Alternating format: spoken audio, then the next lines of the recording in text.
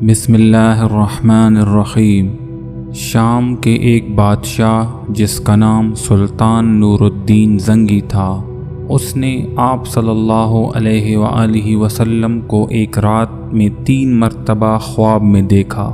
جب بھی آپ صلی اللہ علیہ وآلہ وسلم خواب میں آئے، آپ صلی اللہ علیہ وآلہ وسلم نے سلطان نور الدین زنگی کو 2 نوجوانوں کی طرف اشارہ کرتے ہوئے کہا کہ مجھے ان دونوں کے شر سے بچاؤ۔ اس رات جب سلطان نور الدین زنگی تہجد کی نماز سے فارغ ہوئے تو آرام کرنے لگے۔ خواب میں دیکھا کہ آپ صلی اللہ علیہ وآلہ وسلم 2 لوگوں کی طرف اشارہ کر کے کہہ رہے ہیں کہ مجھے ان کے شر سے بچاؤ۔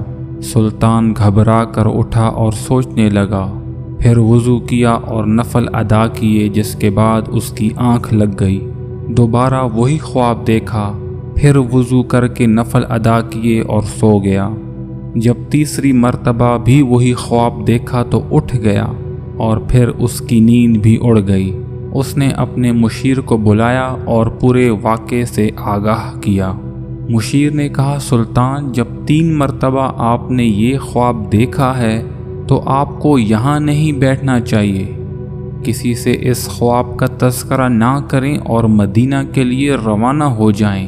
اگلے روز سلطان کچھ خاص لوگوں کو اپنے ساتھ لے کر مدینہ روانہ ہوا اور اپنے ساتھ کچھ تحائف بھی لے لیے۔ جب سلطان مدینہ پہنچا تو آپ صلی اللہ علیہ وآلہ وسلم کے روضہ مبارک پر حاضری دی اور وہی مسجد نبوی میں بیٹھ گیا۔ اس نے وہاں مسجد نبوی میں اعلان کیا کہ مدینہ کے رہنے والے پہنچ جائیں تاکہ یہ تحائف ان میں تقسیم کر دیے جائیں۔ لوگ باری باری آتے رہے اور سلطان ان کو تحائف دیتا رہا۔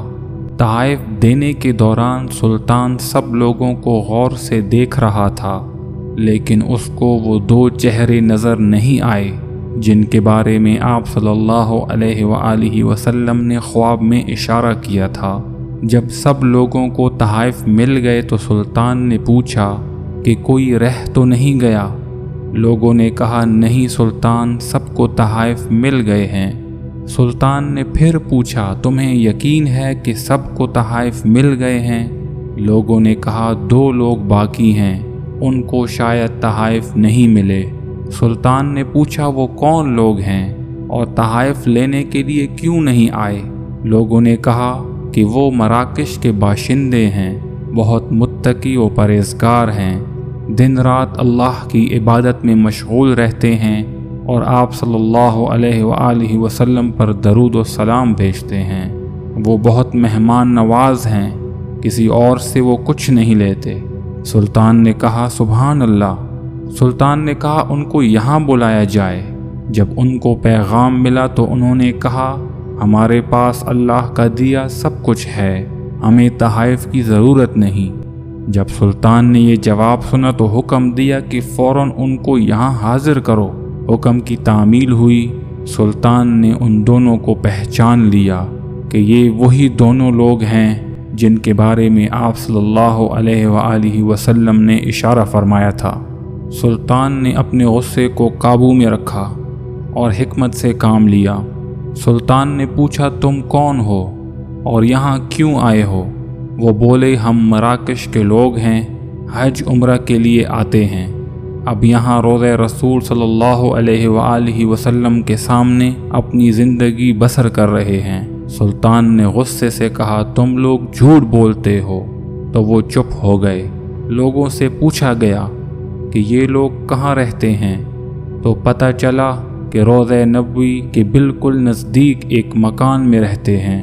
سلطان ان کو ساتھ لے کر ان کے مکان میں داخل ہوا۔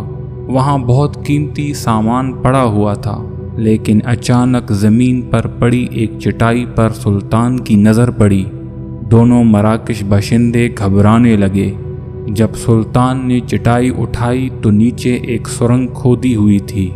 سلطان نے گرج کر کہا، اب بھی سچ نہیں بولو گے؟ انہوں نے کہا، ہم عیسائی ہیں اور ہمارے حکمرانوں نے ہمیں بہت سارا سامان دے کر حاجیوں کے روپ میں مراکش سے اس مقصد کے لیے بھیجا تھا کہ ہم آپ صلی اللہ علیہ وآلہ وسلم کا جسد اقدس روضہ مبارک سے نکال لائیں۔ اس مقصد کے لیے ہم نے حج کا بہانہ کیا اور اپنے کام کو پورا کرنے لگے۔ ہم نے روضہ رسول صلی اللہ علیہ وآلہ وسلم کی نزدیک مکان کرائے پر لیا اور اپنا کام شروع کر دیا۔ وہ دونوں کہنے لگے، ہم رات کو کھدائی کرتے اور دن میں وہ مٹی جنت البقیع میں دوسرے قبروں پر ڈال دیتے تھے۔ وہ مزید کہنے لگے کہ ہمارا کام پورا ہونے والا تھا کہ اچانک گرج چمک ہوئی جیسے زلزلہ آ گیا ہو۔